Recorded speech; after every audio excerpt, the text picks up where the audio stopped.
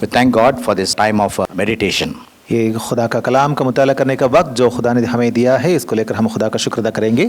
And today, before I give the message, आज शाम को मैं तालीम देने से पहले let me tell you a small story. एक छोटी सी कहानी मैं कहना चाहता हूँ, Because they say laughter is the best medicine. क्योंकि लोग कहते हैं ना कि खुशी ही बहुत अच्छा दवा है। There was once a couple and a man, he underwent a bypass surgery. एक कपल था, एक मियाँ बीवी थे और उस मर्द को बाईपास सर्जरी हुआ था। He was recovering in a hospital. वो एक अस्पताल में रिकवरी कर रहा था। And the doctor advised the wife, तब डॉक्टर ने आकर बीवी से ये कहा, you don't tell any good news or bad news to your husband. और डॉक्टर ने उसके बीवी से ये कहा कि आपके शौहर के पास जाकर कोई भी अच्छी खबर या बुरी खबर मत सुनाना। Because of the recent surgery, if he gets any good news or bad news, he will go into a shock, maybe he will die. क्योंकि उसको अभी अभी सर्जरी हुई है, तो अगर अच्छा या बुरा खबर आप सुनाएंगे तो वो शायद शॉक में चला जाएगा और वफात पाएगा। So the wife said, I will not tell any good news or bad news to my husband. तो उसकी बीवी ने डॉक्टर से कहा कि ठीक है, मैं अपने शौहर को कोई भी अच्छा या बुरा न्यूज़ नहीं सुनाऊंगी। So it's happened when they were still on hospital, a letter came. तब ऐसा हुआ था कि जब वो लोग अस्पताल में ही थे तो एक खत आया था। The letter said, this man has inherited $1 million of the estate belonging of his relative. तो उस खत में ऐसा लिखा हुआ था कि ये जो मरीज है यानी उसके हस्बैंड जो हैं, उन्होंने उनके रिश्तेदार के वफात के बाद 1 मिलियन विरासत में मिला था उसको। This is very good news. ये तो बहुत बड़ा अच्छा खबर था। But she said, I will not tell this good news to my husband lest he die. तो लेकिन वो बीवी ने ऐसा समझा और वो अच्छा खबर अपने शौहर को सुनाना नहीं चाहती थी ताकि वो शौहर मर न जाए। So she thought, I will take the help of the pastor. तो बीवी ने सोचा कि मैं ऐसा करूंगी कि मैं मेरे पास्टर साहब की मदद लूंगी। So she called the pastor. तो उसने पास्टर साहब को बुलाई And that man came to the hospital. और पास्टर साहब ने अस्पताल को आया। And the wife said to the pastor, Pastor, we received a letter that my husband is going to inherit $1 million from a estate. तो जब अस्पताल को पास्टर साहब पहुंचे तो बीवी ने पास्टर साहब से कहा कि पास्टर साहब, खबर ऐसा है कि मेरे शौहर जो हैं उनको $1 मिलियन विरासत में मिले हैं। My doctors also warned me not to tell any good news or bad news to my husband. तो मेरे डॉक्टर्स ने मुझे चेतावनी दिए हैं कि कोई भी अच्छा खबर या बुरा खबर मेरे शौहर को मैं ना सुनाऊं। Now I am giving this responsibility, somehow tactfully you give the good news to my husband. तो मैं ये जिम्मेदारी मैं आपके हाथों में देती हूँ कि आप किसी भी तरीके से आप मेरे शौहर को यह खबर पहुंचा दीजिए ताकि वो उसको नुकसान भी ना होना चाहिए। The pastor prayed तो पास्टर साहब ने दुआ मांगी and thought for a while. थोड़ी देर उसने सोचा भी है। Went to that man's bedside और उस मरीज के पलंग के पास गए and said, Brother, praise the Lord. और जाकर कहे, भाई praise the Lord, How are you doing? आप कैसे हैं? The man nodded, yes, I am doing good. उसने कहा कि खैरियत है भाई। Then the pastor said, तब पास्टर साहब ने कहा, Brother, if we were to inherit $1 million, what would you do? तब पास्टर साहब ने उस मरीज से पूछा, भाई अगर आपको $1 मिलियन विरासत में मिल गई है तो आप क्या करेंगे?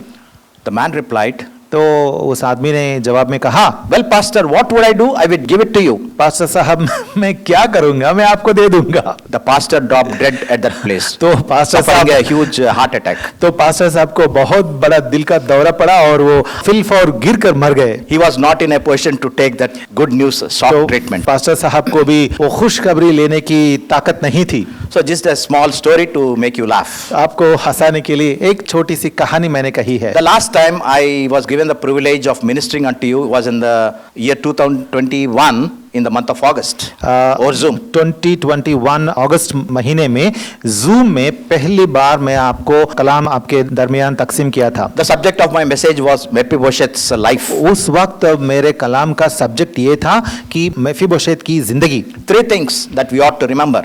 उसकी जिंदगी में से हमें 3 बातें याद रखनी हैं। Miserable life. पहली बात है कि मिजरेबल जिंदगी, Majestic life. दूसरी बात है मैजेस्टिक जिंदगी, Matured life. तीसरी बात है बालिग या मैच्योर जिंदगी। Why miserable? क्यों miserable? He was lame on both his feet. क्योंकि वो दोनों पैरों से वो लंगड़ा था। He was living in Lodebar. वो लोदेबार में जी रहा था। Lo means no.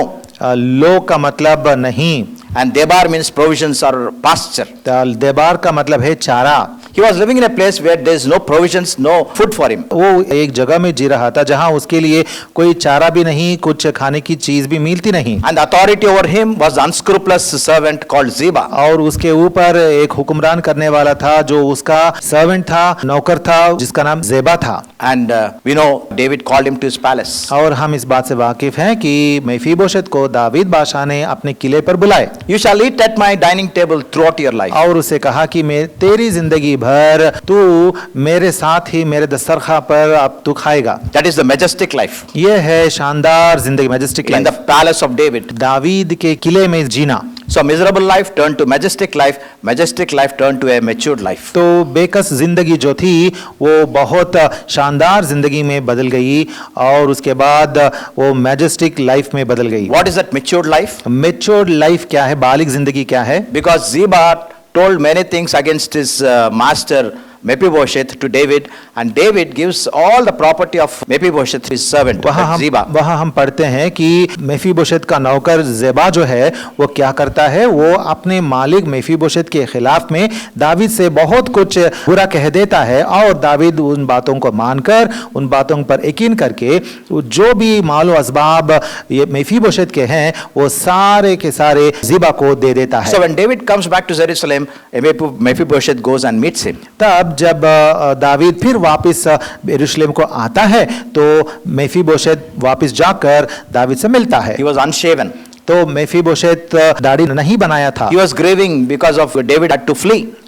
क्योंकि दावीद शहर छोड़कर, यरूशलेम छोड़कर भाग गया तो उस बात को लेकर वो बहुत गमज़दा था। And he said to David, "You have come now, and that's the greatest happiness." और दावीद से मिलकर मेफीबोशेत ये कहता है कि तू अब वापस आ गया है, ये मेरे लिए बहुत खुशी की बात है। After learning that Mephibosheth was in fact grieving over him, David says, "Now I will give some of the property back to you." तो क्या होता है वहां पे, जब दावीद को पता चलता है कि जेबा ने धोखा किया है और सच में मेफीबोशेत दावीद के यरूशलेम से खारिज होने से बहुत गमज़दा है, तब दावीद कहता है ठीक है, थोड़ा मालो असबाब मैं फिर वापस तुझे दिला दूंगा। The greatest words of Mephibosheth to be returned in gold. लेकिन दावीद से मेफीबोशेत कुछ बातें कहता है और उन बातों को हम ज़हाब में यानी सोने से लिख सकते हैं। I have you, that's enough. वो कहता है ए बादशाह तू वापिस आ गया, मेरे लिए तू है वो मेरे लिए काफी है। That's the most matured life that we all can live. हम सबों के लिए यही है बालिग जिंदगी, जिस बालिग जिंदगी में हमें दाखिल होना There is चाहिए। a beautiful song in Telugu, "Nee unte naaku chalayya." Telugu నీతో నేను ఉంటానయ్యా. तेलुगु में एक बहुत अच्छा गाना है, वो ये है कि मेरे लिए अगर तू रहेगा तो वो मेरे लिए काफी है, मैं तेरे लिए जीऊंगा। That's what is expected of us. हमसे खुदा यही चाहता है। Today my meditation is from Acts chapter 22. आज मैं अमाल की किताब बाब नंबर 22 में से मुताला करना चाहता हूँ। We'll not read these 20 verses, यहाँ 20 आयतें जो हैं हम सारी आयतों को पढ़ेंगे नहीं, but to save time we'll read verses here and there as we meditate this chapter. लेकिन इन 30 आयतों में से इधर उधर कुछ पढ़ते पढ़ते हम इस पूरे बाब का मुताला करेंगे। The most influential and greatest Christian that has lived on this planet in the New Testament history is undoubtedly Apostle Paul. अगर हम देखेंगे तो यीशुई लोगों की तारीखी में ये एक इंसान जो बहुत नामवार इंसान जो जिया था वो है पौलुस रसूल।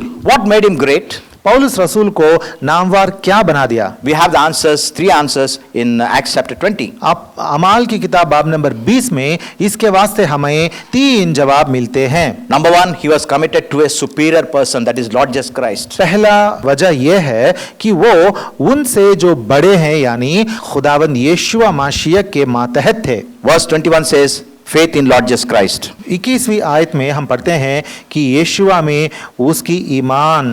Secondly, he was committed to a superior purpose.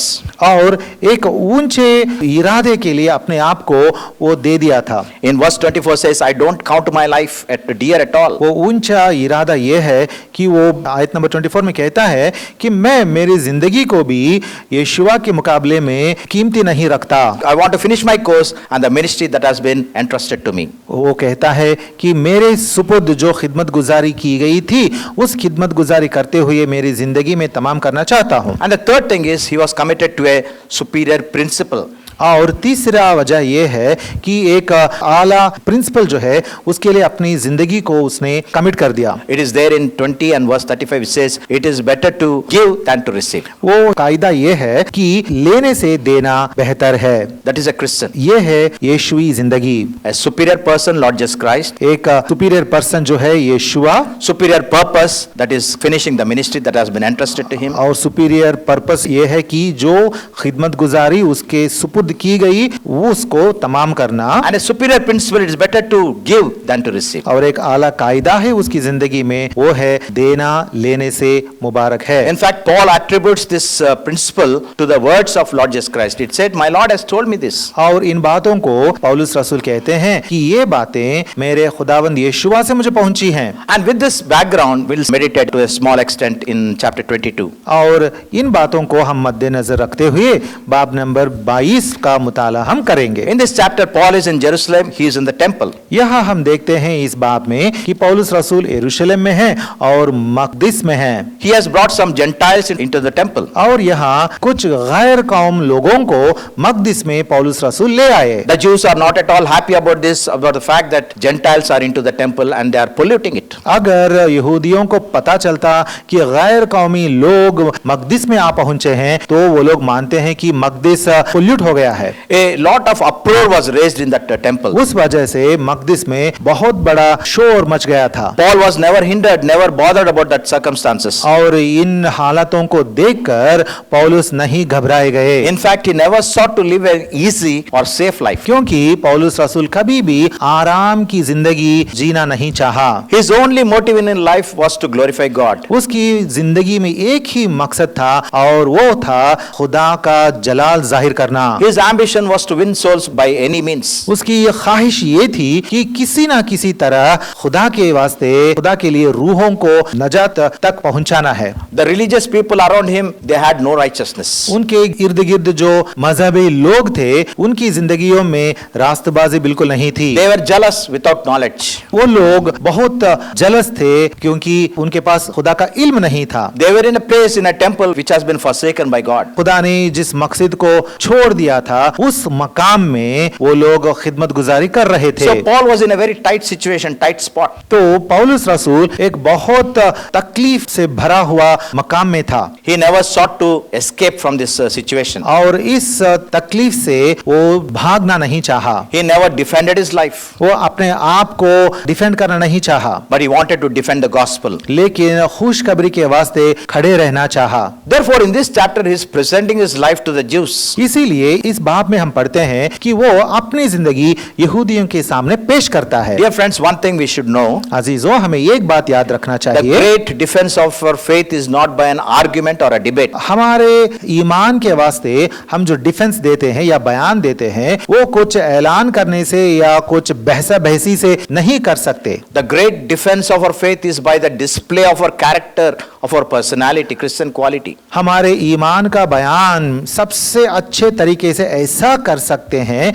कि हमारी यीशुई जिंदगी के जरिए से ही कर सकते हैं। So in this chapter, from verses 1 to 20, he is showing or telling about his experience of conversion. इसीलिए इस बाब में पहली 20 आयतों में वो अपनी जिंदगी में जो बदलाव आया है उसके बारे में बताता है। And as we study this chapter, the first 20 verses, we see Paul made 4 important discoveries in his life. अगर हम इन पहले की 20 आयतों को पढ़ेंगे तो यहाँ हम समझते हैं कि पौलुस रसूल ने अपनी जिंदगी में 4 अनोखी बातों को जान लिए। They were all life-changing discoveries. और ये 4 अनोखी बातें जो हैं ये सारी की सारी बातें बहुत निराली बातें हैं। So he's sharing this discoveries with not only with the Jews and with us today. तो जो खोज कर उन्होंने जान लिया है इन बातों को यहूदियों से उन्होंने कही थी और हमें भी आज कह रहे हैं। Number 1, he discovered the Lord. पहला खोज ये है कि वो हमारे खुदावंद को खोज कर जान लिया। He was raised a Pharisee of the Pharisees. उन्होंने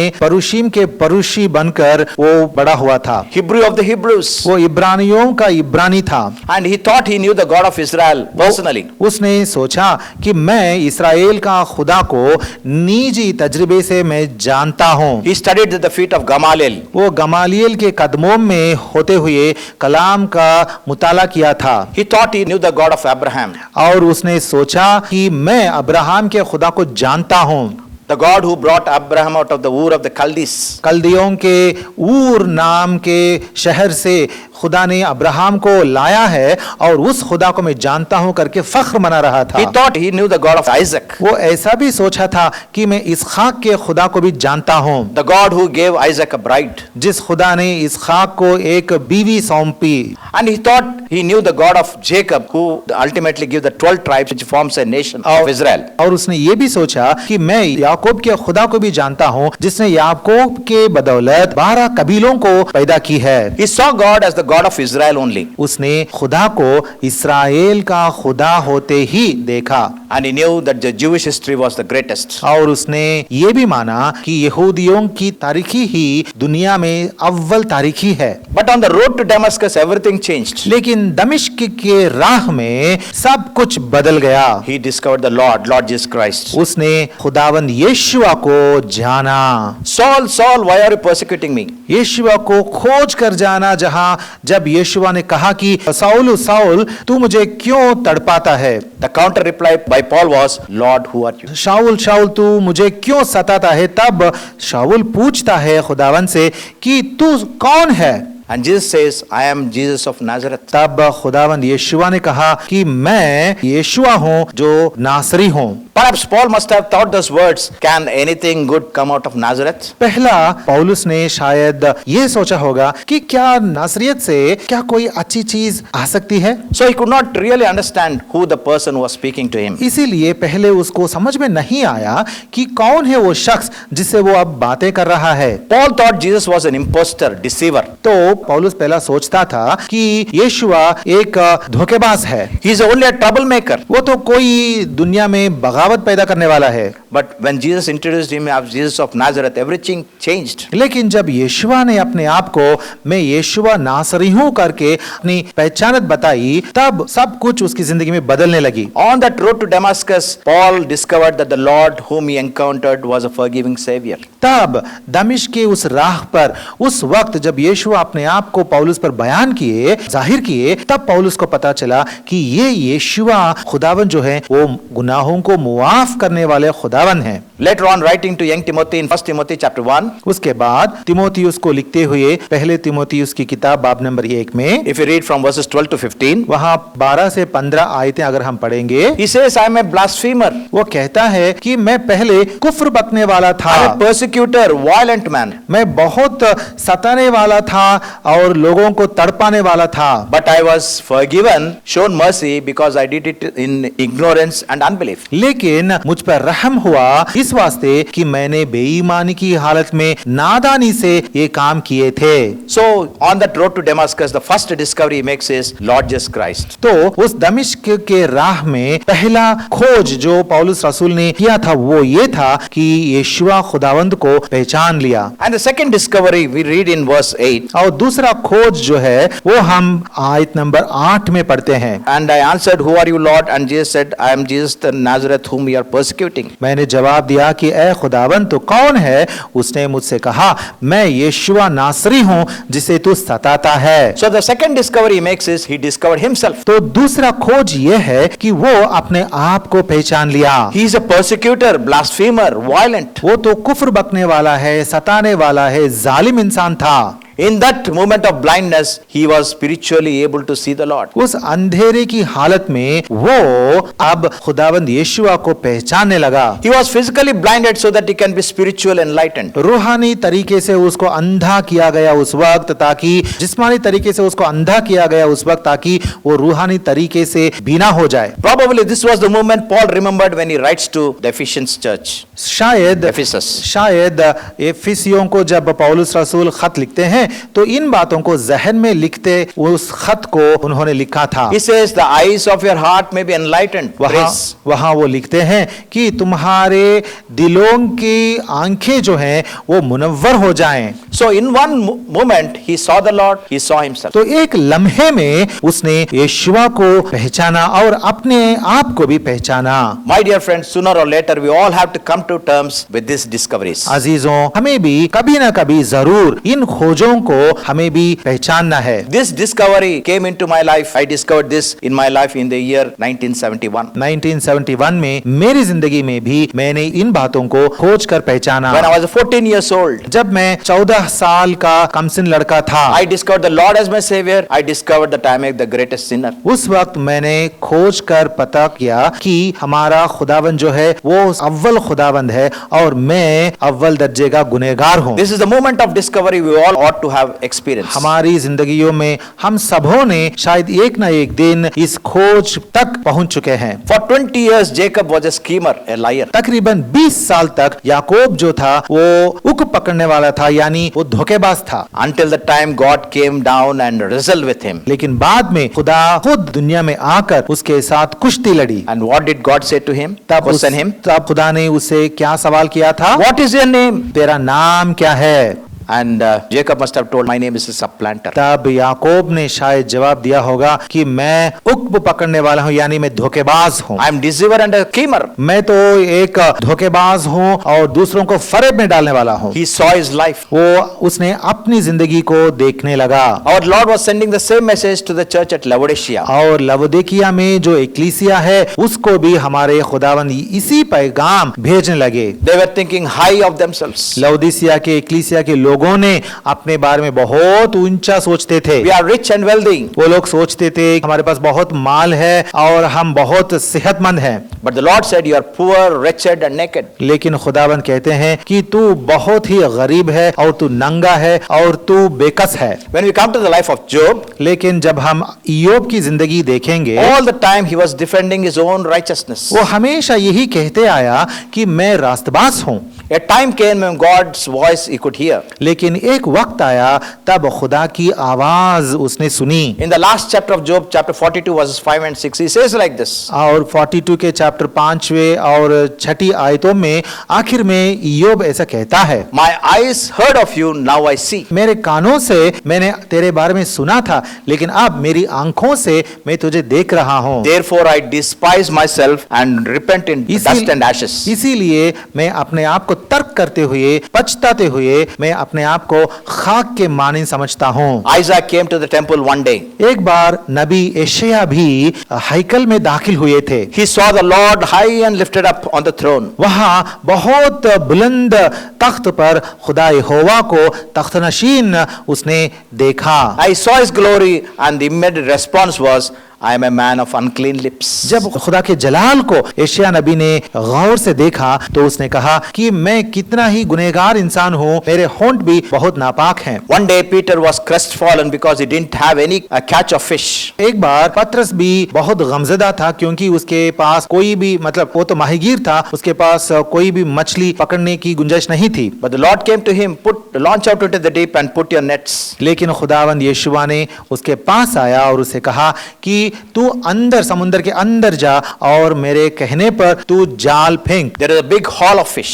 वहां बहुत मछलियां उन लोगों ने पकड़ लिए। What was the response of Peter? तब पतरस ने जवाब में यीशुआ से क्या कहा? Lord, depart from me, I am a sinful man. उसने यीशुआ से कहा, ए खुदावंद मुझसे दूर हो जा क्योंकि मैं गुनहगार इंसान हूँ। Dear friends, when we know our true state, the world crumbles by us. अजीजों, जब हम हमारी असली हालत पर निगाह करेंगे तब हमारे इर्द गिर्द की दुनिया टूट जाएगी। Today God puts strange questions to us. आज हमारे खुदावंद कुछ अनोखे सवाल हमारे सामने लाते हैं। For example, in Genesis 16 he says to Hagar, where are you coming and where are you going? Where have you come from and where are you going? मसलन पैदाइश की किताब में चैप्टर 16 में खुदावंद हाजिरा से, हागर से एक सवाल पूछते हैं कि तू कहां से आ रही है और तू कहां जा रही है। If we are able to hear his voice, we also receive questions from the Lord. अगर हम खुदा की आवाज सुन सकते हैं तो हमें भी खुदा कुछ सवाल पूछते रहते हैं। Maybe we also should be very honest. शायद हमें भी बहुत ऑनेस्ट रहना चाहिए। Lord, I'm a covetous person. हमें यकीनन कहना चाहिए कि हाँ खुदा, मैं तो बहुत लालची हूँ, I'm an angry man. I'm greedy. मैं बहुत गुस्सा वाला हूँ, मैं बहुत लालची हूँ, I'm critical of others. मैं दूसरों को हमेशा दूसरों के खिलाफ बोलते रहता हूँ, I'm a man filled with doubt. मैं बहुत सारे शक व शुबा से भरा हुआ इंसान हूँ, All in all, I'm a sinful man. मैं सरापा में तो गुनहगार हूँ। How frequently we should discover ourselves. हमें कितने ही बार हमें अपने आप को खोजना चाहिए। The देखिए, moment Paul discovered that about himself, जब पौलुस ने अपने आप को खोज कर जान लिया, everything changed. तब सब कुछ उसकी जिंदगी में बदल गई। All about his high birth, high caste came crumbling down. उसका हाइबत, आला जन्म, आला दर्जा, सब कुछ टूट कर खाक में मिल गई। The highest education he has got, उसका ऊंचा तालीम जो था वो भी गिर गया and it became nothing. और वो हकीर बन गया। Banished from the cliff of pride to the valley of humility. अपनी मगरूरी के पहाड़ पर से गिरकर हलीम होकर पस्ती की वादी में गिर गया। He says, I am the least of the saints. और तब वो कहता है, मैं जो हकीर मोमिन है उससे भी मैं हकीर हूँ। In a more matured way, in a matured state, he says, I am the chief of all sinners. और सबसे बालिग तरीके से वो कहता है कि मैं सारे गुनहगारों में सबसे अव्वल हूँ। But in Philippians chapter 3, he says about himself, लेकिन फिलिपियों की किताब बाब नंबर 3 में अपने बारे में भी कुछ कहता है। I have so many reasons for confidence in the flesh. वो कहता है कि मैं जिस्म के एतबार से फख्र मनाने के मेरे पास बहुत सारे वजह हैं। As for the zeal, persecuting the church. मैं ज़ील के मुताबिक मैं एक्लीसिया को सताने वाला था।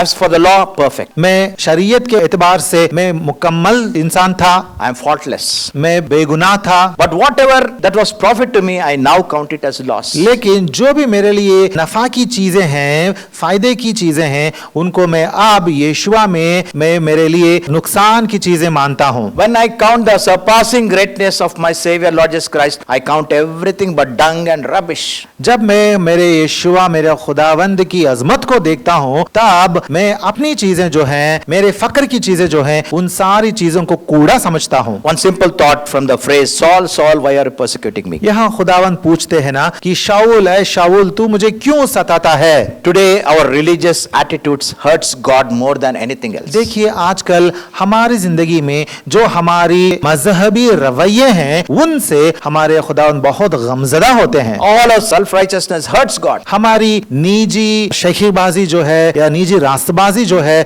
उससे हमारे खुदावंद बहुत गमजदा होते हैं। Because God considers our righteousness as filthy rags. क्योंकि हमारे खुदा के सामने हमारी खुद की रास्तबाजी क्या है? वो चीतड़ों की नाचीज है। Paul discovered that his religions would not save him. तब पौलुस रसूल ने पहचाना खोजकर कि उसकी मजहब जो है उसे बचा नहीं सकती। All his sacrifices, ceremonies, legalistic obedience is nothing. शरीयत के मुताबिक जो कुर्बानियां वो चढ़ा रहा है, बाप दादों से जो तरीके उसने सीखा है, ये सारी चीजें उसको नजात नहीं दिला सकती। By observing them, he would still be kept out of heaven. इन सारी चीजों पर अमल करते हुए भी वो खुदा की बादशाहत से खारिज ही रहेगा। So that on the road of Damascus, he discovered two things: one, the Lord, and one, himself. तो दमिश्क के राह पर उसने दो बातों को खोजकर पता लगाया। पहली बात यह है खुदावंद को खोजकर जान लिया, और दूसरी बात यह है कि अपने आप को खोजकर जान लिया। And thirdly, और तीसरी बात, in verse 12, chapter 22, verse 12, अमाल की किताब बाब नंबर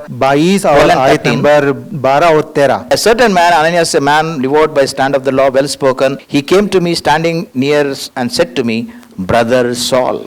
और हनन्या नाम एक शख्स जो शरीयत के मुवाफिक दीनदार और वहाँ के सब रहने वाले यहूदियों के नजदीक नेक नाम था, मेरे पास आया और खड़े होकर मुझसे कहा, भाई शाऊल। It was the first voice he heard after his encounter with Lord Jesus Christ. यीशुआ हमारे खुदावंद से मिलने के बाद जो दूसरी आवाज उसने सुनी वो ये थी। The comforting words, brother. उसको बहुत तसल्ली देने वाली आवाज सुनाई दी, वो है भाई। Right at that place, he discovered a fellowship, he discovered the church. ठीक उसी वक्त उसी मुकाम में उसको रिफाकत मिल गई और एक्लीसिया मिल गई। He now joined to a fellowship where he's treated as brothers, equal. और वो अब एक रिफाकत में शामिल हो गया, शरीक हो गया, जिसमें उसको भाई का दर्जा मिला। What does fellowship mean to us? रिफाकत का मतलब हमारे वास्ते क्या है? If we try to get the meaning of Ananias, अगर हम हनन्या, ये शख्स जो आया है, इसका नाम का मतलब समझने की कोशिश करेंगे, it means Jehovah is gracious. तो हनन्या का मतलब ये है कि यहोवा जो है वो रहम करने वाला है। When उसका we get मतलब the है grace of God, we are saved. जब खुदा यहोवा की रहमत हम पर नाजिल होती है तब हम नजात पाएंगे। In fellowship, we see saved people, brothers. तब हम नजात पाए सो लोगों से यानी भाइयों के साथ रिफाकत में शरीक हो सकते हैं। In Acts chapter 9 and verse 10, Ananias is called a disciple. अगर हम देखेंगे अमाल की किताब बाब नंबर 9 और आयत नंबर 10 में हम पढ़ते हैं कि हनन्या एक शागिर्द है। And if you go on reading in this chapter, अगर हम इस बाब पर गौर फरमाते और पढ़ेंगे, Ananias is a man who is listening to God and speaking to God. तो हम जानते हैं कि एक हनन्या जो है वो खुदा की आवाज सुनने वाला है और खुदा पर निगाह करने वाला है। In verses 12 and 13, we read those things. और वहां पे 12 और 13वीं आयतों में इन बातों को हम पढ़ सकते हैं। Ananias has his own inhibitions to meet Paul. लेकिन यहाँ पढ़ते हैं कि हनन्या को पौलुस से मिलने का बहुत डर भी था, Because he was a persecutor of the church. क्योंकि वो एक्लीसिया को सताने वाला था। But the Lord said to Ananias, he is my chosen instrument. लेकिन खुदावन ने हनन्या से कहा कि वो मेरे हाथों में बरगुजीदा आला है। Ananias obeys. हनन्या खुदा की आवाज का फरमान बरदारी दिखाता है। And in verse 14, Ananias hands over the commission to Paul. तब 14वीं आयत में हम पढ़ते हैं कि हनन्या क्या करता है, जिम्मेदारी अब पौलुस के हाथों में दे देता है। You will not only see the righteous one, but you will have an utterance from his mouth. यहाँ सिर्फ वो एक रास्तबाज ही नहीं बल्कि मुंह की आवाज भी वो सुनता है। You will be a witness for him. और वो कहता है कि तू खुदा के गवाह बनेगा। So people with these qualities, they form the church. इन ये क्वालिटीज जिनमें होते हैं, इस तरह के लोग ही एक्लीसिया बनते हैं। They are the saved people. एक्लीसिया के लोग नजात पाए सो लोग हैं। They are disciples. वो लोग शागिर्द लोग होते हैं। They listen and speak to God and they are obedient. वो लोग खुदा की आवाज सुनते हैं और खुदा पर निगाह करते हैं और फरमान बरदारी दिखाते हैं। And they are the people who teach. और वो लोग तालीम देते हैं। The greatest miracle in Paul was the persecutor of the church became a builder of the church. पौलुस रसूल की जिंदगी में एक बहुत बड़ी बात यह है कि वो एक्लीसिया को सताने वाला था, लेकिन अब एक्लीसिया की तामीर करने वाला बन गया। The church is a place where you are loved and nourished. एक्लीसिया ऐसी जगह है जहां आपको तगजिया मिलती है और आप रूहानी तौर पर बढ़ सकते हैं। One thing we must learn from this episode of Paul, पौलुस रसूल की जिंदगी में से आप और एक बात जान सकते हैं। the more you try to reject Christ, he will be after you. वो बात यह है कि जितना आप यीशुआ से भागना चाहते, यीशुआ को तर्क करना चाहते, उतना ही यीशुआ आपके पीछे हो जाएंगे। There was a French writer and philosopher named Voltaire. French जुबान में एक लिखने वाला एक राइटर था जिसका नाम वॉल्टेयर था। He lived between 1694 and 1778. 1694 से 1778 तक वो जिंदा था। He was against the Christians, against the Bible. वो यीशुई मोमिनों के खिलाफ था और बाइबल के भी खिलाफ था। During his time, he said, "Within a century, this Bible will not be there in this world." उसने कहा कि एक सेंचुरी में इस दुनिया में से बाइबल गायब हो जाएगी। But do you know what happened after his death? लेकिन उसकी मौत के बाद क्या हुआ था? In his very house, the Bible Society had an office. उसी के घर में बाइबल सोसाइटी का दफ्तर खुला था। And with his own printing press, the Bibles were printed. उसी के प्रिंटिंग प्रेस में से बाइबल्स की छपाई होने लगी। The more you reject Christ, he will be after you. One day he will make you to come to his knees. जितने ही आप यीशुआ को तर्क करेंगे, उतने ही यीशुआ आपके पीछे हो जाएंगे और एक ना एक दिन आप यीशुआ के कदमों के पास जरूर आएंगे। So he discovered the Lord, discovered himself, and discovered fellowship. तो उसने खुदावंत को खोज कर पाया, अपने आप को खोज कर जाना और यीशुओं की रिफाकत को भी खोज कर ले लिया। And verse 21 says he discovered his mission. और 21वीं आयत में हम पढ़ते हैं कि वो अपने मिशन को भी, काम को भी उसने खोज कर जान लिया। I will send you to the Gentiles. यीशु ने कहा कि मैं तुझे गैर कौमों के पास दूर दूर भेजूंगा। Paul thought Jews were more better than the Gentiles. पौलुस रसूल ने पहला ये सोचता था कि यहूदी सारे लोग जो हैं गैर कौमों से भी बेहतर लोग हैं। But once all these things happened in his life, लेकिन- now he is on a mission to win the lost souls of the Gentiles. लेकिन ये सारी बातें जब उसकी जिंदगी में गुजरी तब वो क्या किया, तब उसने गैर कौमों को खुदा के पास लाने के लिए, खुशखबरी की मनादी उनको सुनाने के लिए, मनादी करने के लिए निकल पड़ा। Now he is showing compassion. अब पौलुस रसूल दूसरों पर रहम दिखा रहा है। Matthew 9:36 says, our Lord had compassion on them as a sheep without a shepherd. हम पढ़ते As a हैं shepherd, as a sheep without a shepherd. हम पढ़ते हैं मत्ती की 9 के 36 वर्ष में कि यीशुआ हमारे खुदावन वहां के लोगों पर इसीलिए तरस खाया क्योंकि वो लोग ऐसे भेड़ जैसे थे जिसके चौपान नहीं था। Dear friends, compassion it's not shown, it is ministered. अजीजों, हम कंपैशन या रहम जो है वो हम दिखा नहीं सकते हैं, लेकिन खिदमत गुजारी के साथ हमें वो दिखाना पड़ता है। And what happened to this crowd of Jews opposing Paul? लेकिन यहाँ जो लोग यहूदी लोग पौलुस के मुखालिफ बन गए थे, उस गुरोह का क्या हुआ? When he is seen as an evangelist to the Gentiles, they said this man is not fit to live, kill him. जब यहूदियों ने ऐसा पौलुस को बदलते हुए देखा और गैर कौमों को खुशखबरी सुनाने के लिए जाने वाला करके जान लिए, तब यहूदियों ने कहा कि ये इंसान जीने का लायक नहीं है, तो इसका कत्ल करो। Today the world abhors the word sin and sinner. आजकल दुनिया में हम देखते हैं कि गुनाह और गुनहगार लफ्ज जो है, ये लफ्ज लोगों को पसंद नहीं है। I won't name that philosopher, but he once said, to call anyone a sinner is the greatest sin. मैं इस फिलोसोफर का नाम नहीं लेना चाहता, बल्कि एक फिलोसोफर ने ऐसा कहा कि दूसरों को गुनहगार कहना ही सबसे बड़ा गुनाह है। We don't call anyone a sinner, it is God and the Bible who calls everyone a sinner. अजीजों, हम किसी को गुनहगार कायम नहीं करते, बल्कि यहोवा की किताब में खुदा ही खुद लोगों को गुनहगार करके साबित करता है। But once he knows his mission, Paul goes out and gives out his life full. लेकिन एक बार अपना मिशन या काम जब पौलुस रसूल को पता चल गया, तब वो बाहर निकलता है और अपनी जान देने तक भी वो खिदमत गुजारी में मशगूल रहता है। He dies as a martyr to the one who laid down his life to save us. वो हमारे वास्ते जान देकर हमें बचाने वाले खुदावंद यीशुआ की मनादी करते हुए उसने भी जान दे दी। Some of his famous words in Romans chapter 1. हम उसके बहुत अच्छे अल्फाजों को रोमियों की किताब बाब नंबर 1 में पढ़ते हैं। In chapter 1 verse 8 he says, I thank my God, life of thanksgiving. वो कहता है, पहले बाब और 8वीं आयत में कहता है कि मैं मेरे खुदा का शुक्र करता हूं, यानी शुक्रगुजारी की जिंदगी जीने लगा। In Romans 1 and 9 he says, I serve the life of a servant. और रोमियो की किताब में 1 के 9 में वो कहता है कि मैं खिदमत गुजारी करता हूं, यानी एक खादिम की जिंदगी अपनाने लगा। In the same verse, the second part of verse 9 says, I make mention of you, it's a life of prayer. और दूसरे हिस्से में वो ये भी कहता है कि मैं खुदावंद के बारे में मैं बयान करता हूं, यानी वो दुआ की भी जिंदगी सीख लिया। In the chapter 1 verse 11 he says, I may be encouraged, seeking fellowship with others.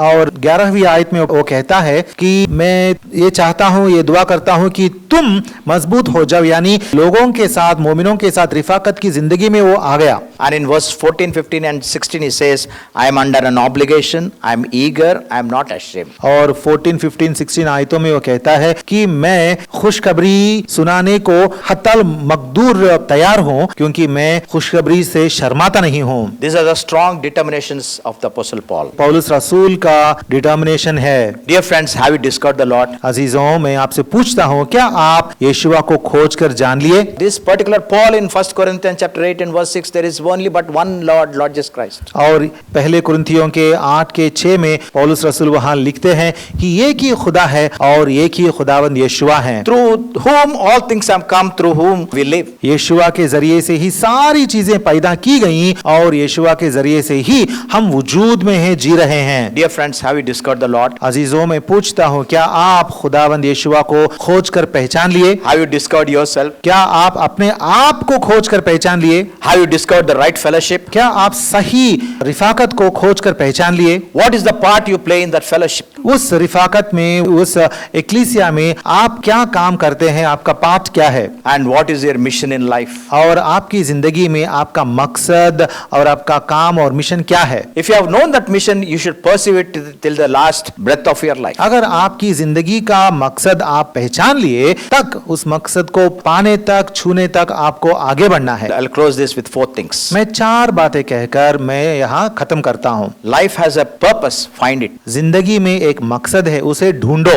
Life has a plan, unfold it. जिंदगी में एक प्लान है, उसको तुम खोलो। Life has a pleasure, enjoy it. जिंदगी में खुशी भी है, खुशी मनाओ। And life is a present, gift it to the Lord. और जिंदगी एक तोहफा है, खुदावंद को उसे चढ़ाओ। My dear friends, we all have come weeping into this world when all the people around us are smiling. अजीजों, जब हम पैदा हुए, हमारे इर्द गिर्द के लोग बहुत खुशी मना रहे थे, लेकिन हम रोते रोते इस दुनिया में पैदा हुए। Let's go out of this world smiling when the people around us are weeping. लेकिन जब हम इस दुनिया से वापस चले जाएंगे, तो हमें खुशी से चले जाना चाहिए, जबकि हमारे इर्द गिर्द के लोग रोते रहेंगे हमारे वास्ते। That's the life our Lord wants. ये है, इस तरह की जिंदगी है हमारे खुदावंद हमसे जो चाहते हैं। That's why Paul says, imitate me. इसीलिए पौलुस रसूल कहते हैं, तुम मेरे Imitate means, मेरी पैरवी करो, मुझ जैसे जियो। yeah, even as I followed Christ. जैसे मैं